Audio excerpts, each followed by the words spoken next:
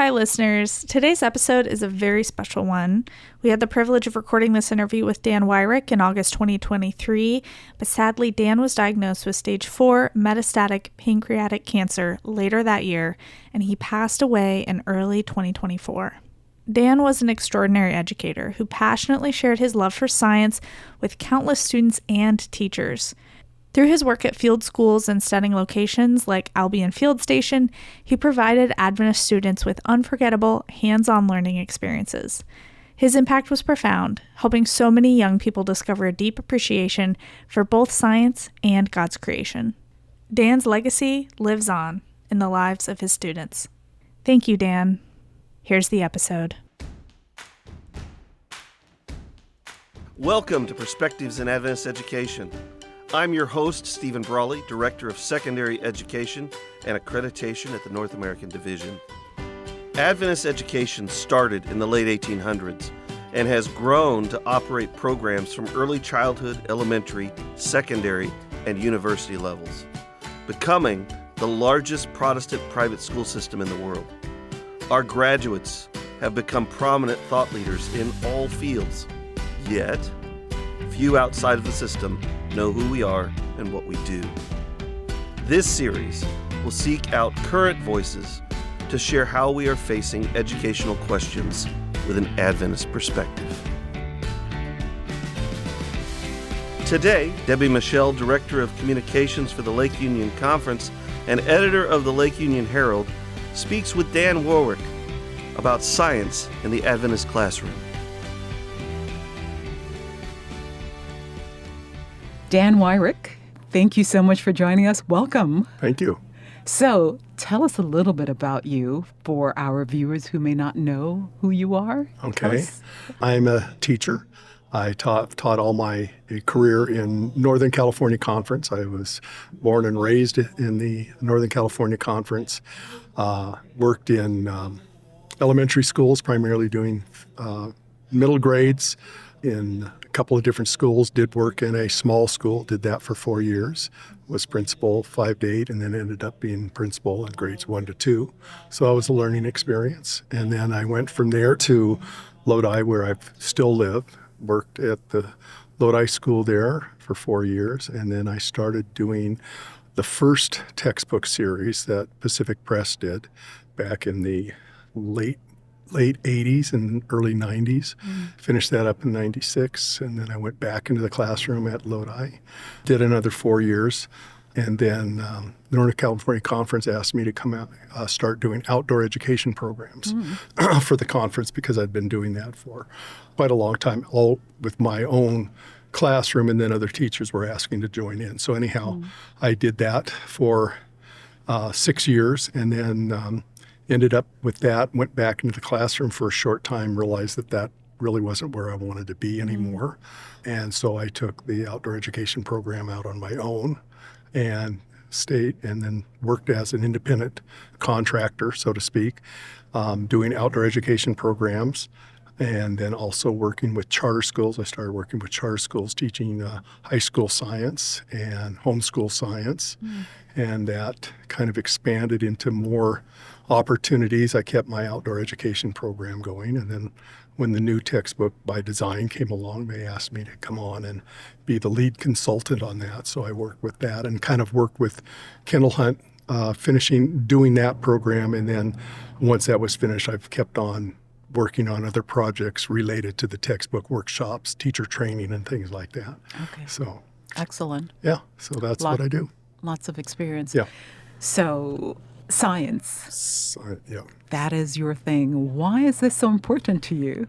Because I developed a love for the natural world and science early in my life. When I was just a young child, my dad was an outdoorsman, and I was an outdoorsman with him, fishing and hiking and camping, and I fell in love with that.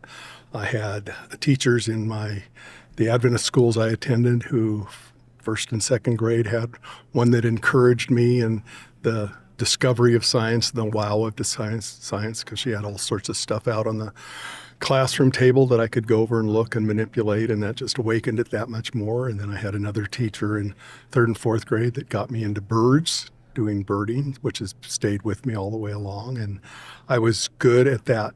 That area was easy for me to remember. So as I moved on up into high school, I took high school biology and loved that and did that. And so I decided as a career I was going to go in to be a forest ranger because I wanted to be outdoors in the natural world, thinking of being a naturalist for the Forest Service or something like Makes that. sense.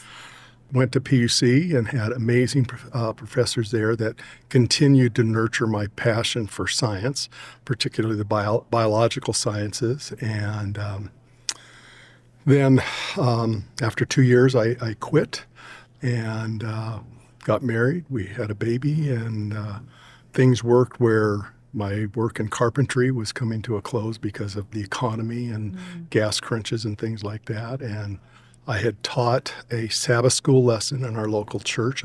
One of the adults there, who I knew all my life, asked me to come in and teach a junior Sabbath school lesson, and I did that, and I never had so much fun in my life. And that's really what made me start thinking about going into teaching. But I really hadn't formulated that, except I had applied to State College to go into their teacher ed program, and then I had a physician who was a family friend, and I told him that that's what I was going to do. And he said, "Oh, Dan, you need to check out PUC. You need to go up there." And actually gave us some money to go up there so we'd have expenses. And we went up there, and from there, the Lord just kicked open doors and kind of kicked me into education. And it's been the passion of my life ever since. And I've never worked. Well, I've worked, but it's always been so much fun. And so I'm retired, but my wife doesn't believe that because I keep on doing what I love to do. And so that's where I've kind of come through, worked a lot. All my teaching in the schools has been in the area of science. I've taught some other classes, but science was always the core of my teaching. And most of it was in elementary, upper elementary, until I got later in my career, then I started doing more secondary science classes. But junior high middle grades is really the ones that I really like to go after because they're the most fun. Yeah.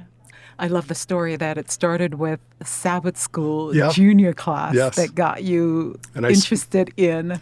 Still can't believe he asked me to do it, But it was just like the switch clicked. Yeah. And so that's how I ended up here, and never would have mapped this out as my life, but the Lord just directed and led me into opportunities, and lots of times they were scary, and Lord, you got me into this. Yeah. Tell me how to go. Yeah, I love it. I love that story. And so, science teacher for many years. Yes. And so what are some of the things, I guess, because, the parents who are listening to this podcast and hearing your story about how you got into teaching science, and I know for me as a parent, one of the things I think about is that God bless those who are in the sciences, because I'm usually thinking that it's so difficult. Yeah. How do you get students? Well, I think a lot of it, what it is, when you have a passion, when you have a love for something, it just kind of spills over. So it's pretty easy for me to suck kids into what I'm doing. Not always, but they seem to respond well to my methods and to the kinds of things. I'm kind of a lab-based science teacher. Give me some examples. One of my favorite labs I do with students when we're talking about ecosystems is I go out to a local pond and I have a large dip net, and I collect aquatic organisms in a 5-gallon bucket. And I bring that back into the classroom, and all the kids, I have them broken up into teams, and they have a white basin, and I dump a sample from the pond into each basin, and then they do a census, they do a count of the living things that are in there, which there's an abundance of them. And because they're moving and because they're something they've never seen before, they just get really excited and they get pulled into this whole idea of how animals and plants and interacting within a pond situation, and then that has applications throughout anywhere else. So that's one of my favorite labs to do. I do that with many, many different groups, and it's also always very, very effective. Takes a little bit of work, but it's the return you get, you can't beat it. Yeah. And then I like to work with rocks and minerals. So I have another activity where I have samples of minerals, and they look at them, and they've learned about the characteristics and how to identify that, and they use those to identify the minerals, which they use a dichotomous key to learn that. And one of the things I think that comes from science is the fact that it's, first of all, it's beautiful, it's fascinating, and there's a overarching theme throughout the living world of plan and things thought through, and everything has a purpose, and everything is designed for that purpose. And that to me is another aspect of science teaching, is to help students understand a little bit more about the Creator through what He's created, which to me is one of the most effective ways of reaching students, because it sometimes catches them off guard. Sometimes there's a little bit of a bias for students if you start talking about, God and the Bible and like that. There's, just because it's familiar, but you do it through science, and it's all of a sudden, oh, I see. And that's another aspect. So I get to do that pretty much all the time. Wow. So I'm a very lucky man. Yeah.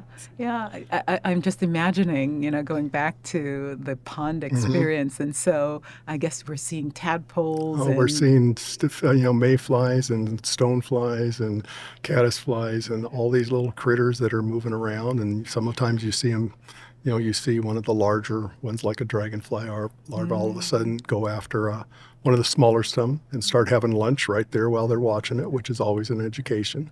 You're seeing nature at work, and everything has a function, even though, we don't think of that as being necessarily pleasant. It is part of a healthy ecosystem, and it is all part of a design.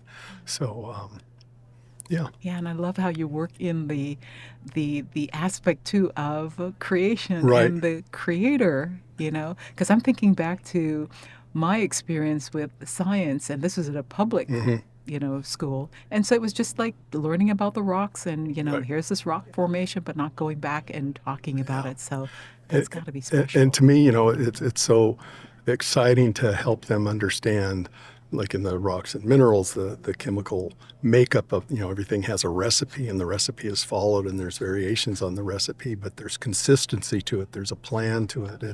And the same thing with other aspects of science. There's a overarching consistency and plan to these things.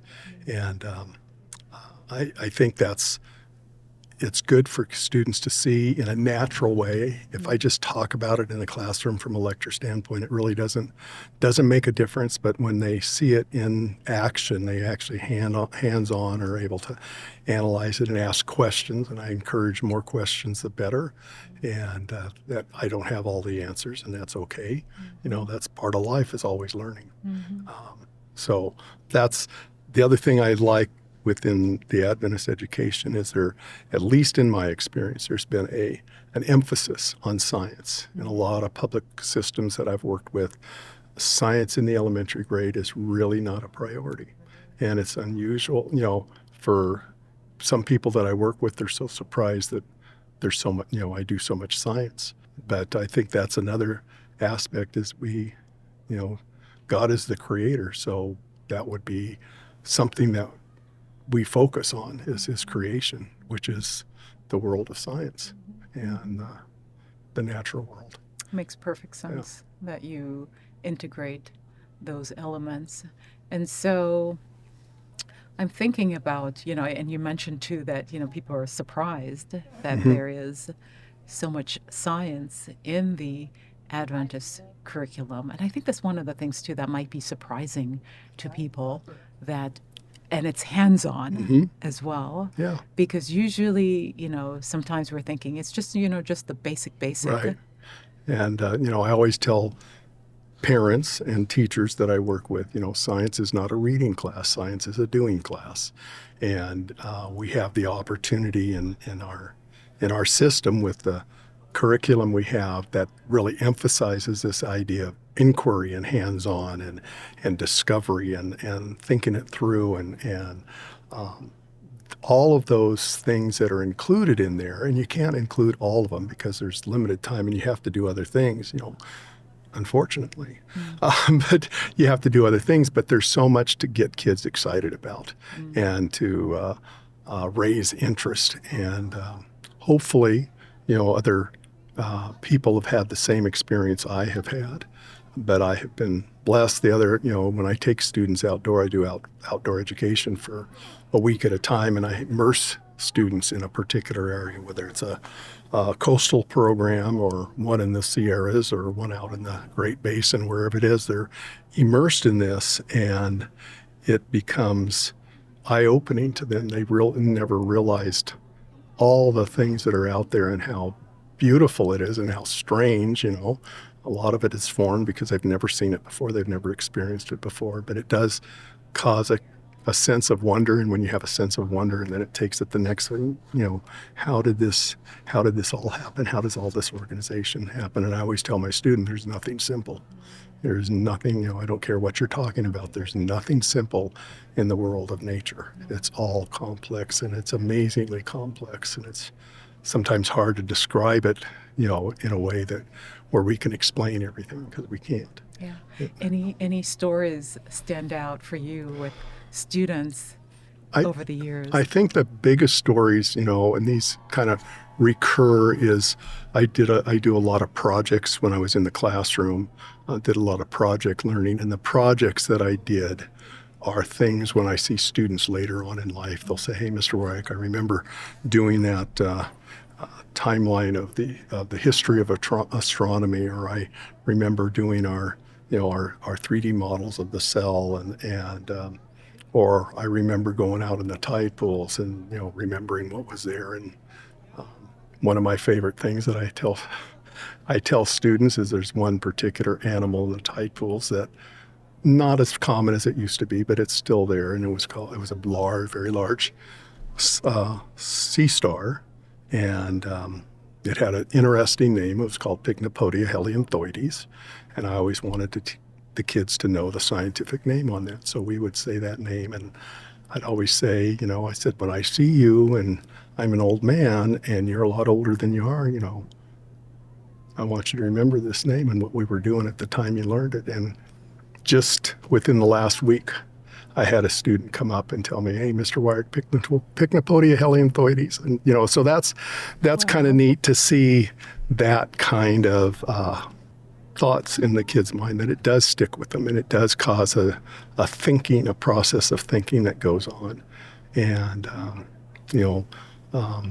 trying to be students often will talk to me about being a tough teacher, but they felt I was fair and they were willing to do what I asked of them because they had respect for what I was trying to do, and they wanted to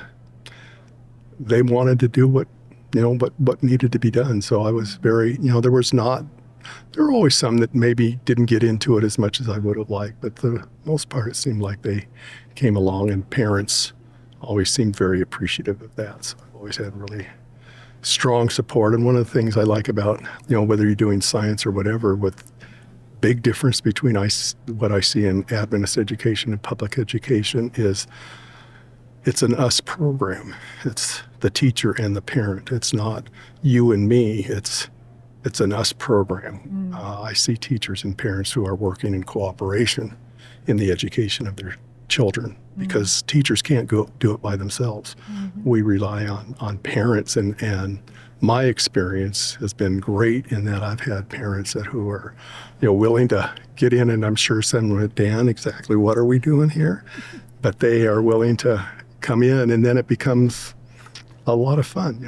We're kind of working together with these students and working along. So those are some of the things that, as far as a specific story, it's hard to name one because there's many of them that go along. But anyhow. Yeah. And as we wrap up, going back to the parents and someone who may be listening to this, and you may have answered this already, but Christian education and science, why is it so important that our children are learning science in a Christian environment? I think the importance is, for my view, is God is the creator. Science is one of the ways we study his creation, his work. Science gives students an opportunity to use their minds and to look at things that may not be easy to answer, that aren't rote, but we look at it and we develop problem-solving skills. We develop an understanding of the world around us, and out of understanding comes appreciation, and out of appreciation comes a desire to conserve and take care of and steward what God created. And I think that's one of the major objectives that I had when I still have, is when I'm working with kids and parents, since they come along on many of my trips, is to help them, first of all, appreciate what we have, and then to take it to that next step and want to take care of it and want to recognize who put this all here for us and the enjoyment that comes from our surroundings. So I think for parents, the fact that we do have an emphasis on science, and we have a really well-organized program that fits not only with our own goals and objectives, it's also consistent with national standards. So we don't neglect those. Those are included in the curriculum we have, at least in my experience, which again, a lot of times in a public education, you may get one of those areas, a national standard or something like that. But in an Adventist school, you get that, and you get the Adventist perspective, the Adventist worldview also coming into that, which I think enhances the understanding because it includes both sides of that. Both sides of that of science. Yeah. And I think science, the study of science, awakens students' appreciation of the natural world and an appreciation of the Creator. And they become good stewards. Yes, they become stewards, which the first job God gave us, take care of it. And so that's what hopefully we can accomplish. Amen. But nice to talk with you. Well, thank you for the opportunity and opportunity of maybe sharing some things with parents, because it is a great aspect of education. And I think, again, in the Adventist system, it is a priority, which is a good thing. All right. Thank you so much for the work that you've done. Well, thank you. And blessings to you. Well, thank you for the opportunity of being here. Okay. This is Stephen Brawley, your host. Thanks for listening. Join us again next time as we explore more perspectives in Adventist education.